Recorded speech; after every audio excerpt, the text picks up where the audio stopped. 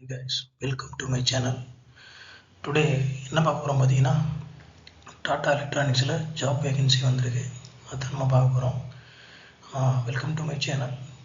Job vacancy வந்து Tata electronics. இது வந்து பார்த்தீங்கன்னா செமிகண்டக்டர் ரிலேட்டடாக தான் இந்த ஜாப் வேகன்சி இருக்குது. Not year Hosur, this work location Assam.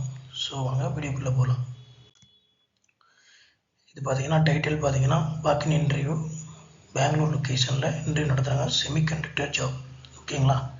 Next point, Tata electronics conducting walk interview for semiconductor assembly for Assam location. Walking location details. Interview date coming Saturday 13. Timing பார்த்தீங்கன்னா 9 o'clock இருந்து 9:30. இதான் நீங்கள் இன்டர்வியூ உள்ள வர டைமு. அதுக்கப்புறம் பார்த்தீங்கன்னா எக்ஸ்பீரியன்ஸ் வந்து பார்த்தீங்கன்னா 3 to 15 years எக்ஸ்பீரியன்ஸ் உள்ளவங்க இதை அட்டன் பண்ணலாம். குவாலிஃபிகேஷன் பார்த்தீங்கன்னா டிப்ளமோ முடிச்சிருவோம், இன்ஜினியரிங் முடிச்சிருவங்க அட்டன் பண்ணலாம். வேன்யூ லொக்கேஷன், இன்டர்வியூ லொக்கேஷன் எங்கே இருக்குன்னு பார்த்தீங்கன்னா பெங்களூர்.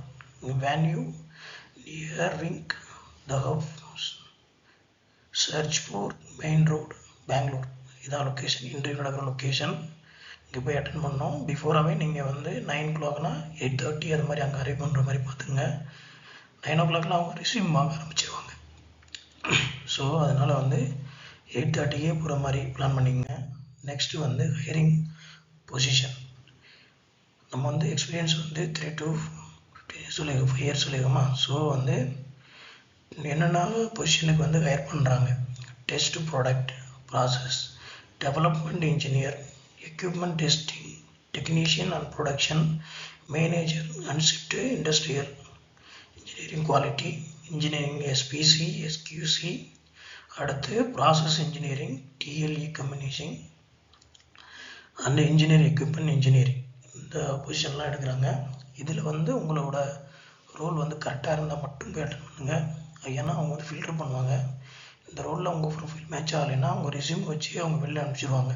ஏன்னா எப்படி நான் உங்களுக்கு சொல்கிறேன்னா, பிஃபோராக வந்து நான் அவங்கள்ட்ட போய் இன்டர்வியூ அட்டன் பண்ணியிருக்கேன். ஸோ அந்த கம்பெனியில் ஒர்க் பண்ணுறேன். ஸோ அவங்க வந்து எந்தெந்த மாதிரி ஆள் எடுப்பாங்க, எந்தெந்த மாதிரி ரிஜெக்ட் பண்ணுவாங்க அப்படிங்கிறது என்னோட தெரியும். அதனால நான் உங்களுக்கு அதை சொல்கிறேன். ஓகேங்களா. நெக்ஸ்ட் இந்த இன்டர்வியூ வந்து எப்படி ப்ரிப்பேர் பண்ணணும் அப்படின்னு சொல்கிறேன். அதாவது பார்த்தீங்கன்னா உங்கள் ரெஸ்யூமில் நீங்கள் பழைய கம்பெனியில் எப்படி வேணால் வேலை பார்த்துருக்கலாம்.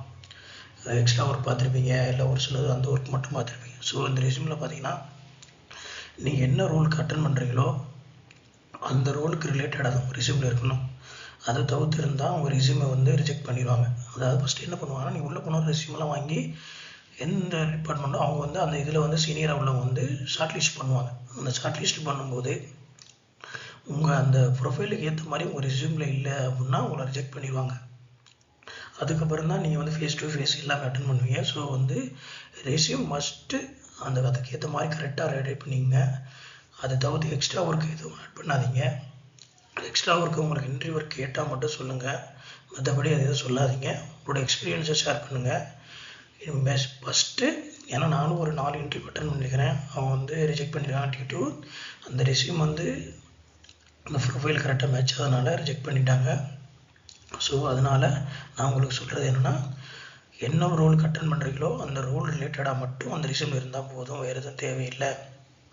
உங்களுக்கு வந்து அந்த எக்ஸ்பீரியன்ஸு அப்புறம் உங்களுக்கு என்னென்ன தெரியுங்கிறத போகிறது எல்லாமே அந்த இதை பட்டு தான் இருக்கணும், அது ரிலேட்டடாக தான் இருக்கணும். ஓகேங்களா. அது மாதிரி ரெடி பண்ணிங்க. இதே மாதிரி மற்ற ரிலேட்டடாக ஜாப் நீங்கள் வந்து டாடா எலக்ட்ரானிக்ஸில் பார்க்குறீங்க அப்படின்னா வந்து என்னோட வந்து சேனலை சப்ஸ்கிரைப் பண்ணிங்க.